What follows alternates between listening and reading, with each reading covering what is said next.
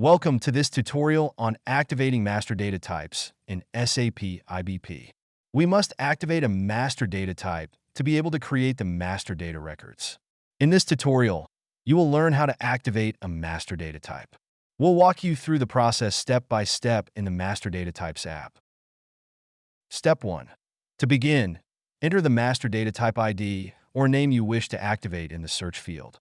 For example, the master data type ID could be IBP. Step 2. Click the search icon. Step 3. Locate the IBP master data type and select the checkbox on the left. Step 4. Click the Activate button to begin activating. Step 5. The system will pop up a reminder. Confirm it and click the Activate button. An application job is scheduled in the background.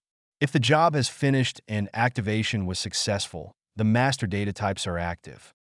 We can click the search icon to display the latest status. To summarize, activating master data types in SAP IBP involves accessing the Master Data Types app, selecting the desired master data types, and activating them. Thank you for watching this tutorial. We hope you found it insightful and helpful in managing your master data types effectively.